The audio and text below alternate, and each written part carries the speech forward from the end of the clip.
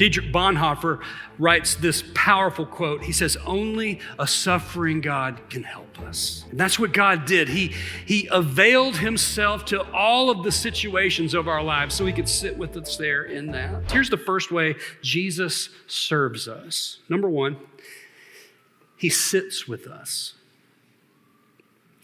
He sits with us. You ever had a friend who just is walking through a tough season?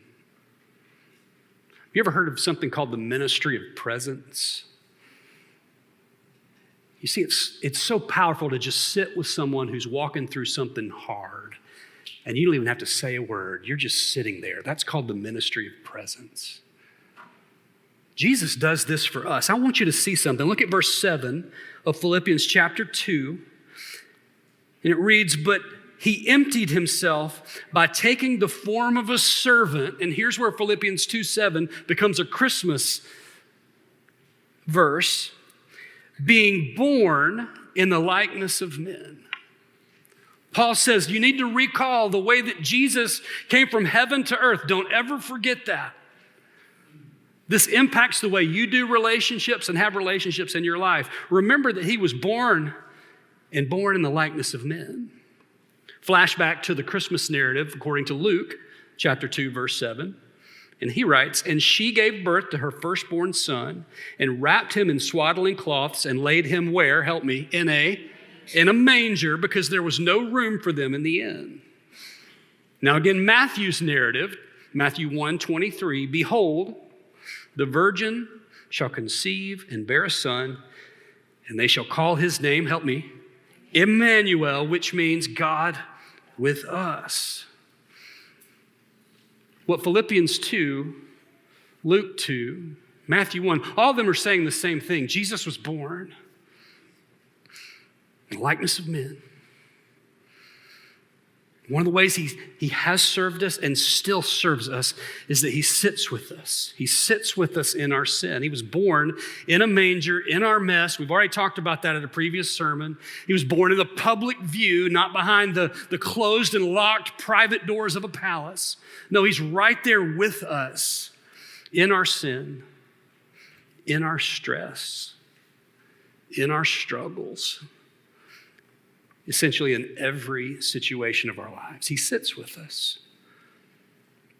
There's this $2 theological word called kenosis. And that's mentioned right here in verse 7 when he talks about emptying himself. He didn't empty himself of being God. He emptied himself of his advantage of avoiding hardship. And instead, he entered into our situation with us of suffering. Dietrich Bonhoeffer writes this powerful quote. He says, "Only a suffering God can help us." And that's what God did. He availed himself to all of the situations of our lives so he could sit with us there in that. You see, Christ's self-emptying places God within human suffering and not above it. Isn't that good news? We have a God that doesn't not know how to walk with us. No, he's been there and he sits with us. So what situation is in your life this morning? Maybe it comes to mind right now that's tough, that's hard, that's painful, that you just wish that you didn't have to deal with. What situation is that? Here's what I want you to know. Jesus is sitting there with you in it right now. He's serving you. He is the servant king. Jesus sits compassionately in every situation.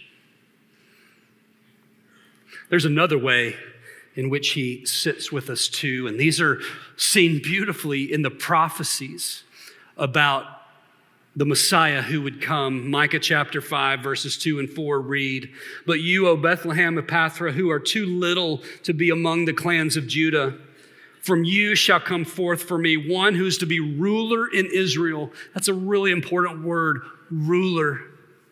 "Whose coming forth is from of old, from ancient days.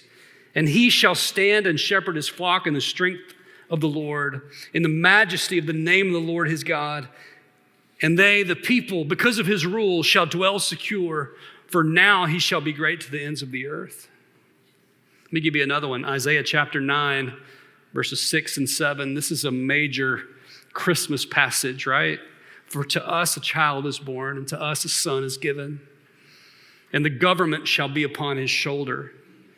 And his name shall be called Wonderful Counselor, Mighty God, Prince of Peace, Everlasting Father.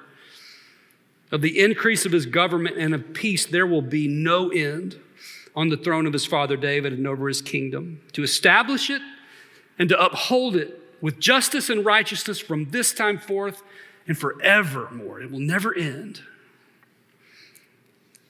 Back to Luke's narrative. Luke chapter 1, 32 through 33 says, he will be great and he will be called the Son of the Most High. And the Lord God will give to him the throne of his father David, and he will reign over the house of Jacob forever, and of his kingdom there will be no end. All of these verses are essentially proclaiming the same thing, right?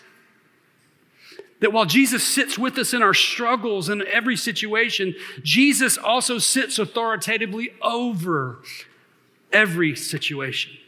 Like there's nothing coming that will ever catch him by surprise, right? There's no events of our world. There's no political thing that's going to surprise him. There's no economic thing that's going to surprise him. There's no situation that will ever trump his reign, his rule, and his power. Listen, isn't that comforting to know that while all hell breaks loose in our world, he is seated on his throne, ruling perfectly and powerfully? That's really comforting. Jesus serves us by sitting with us.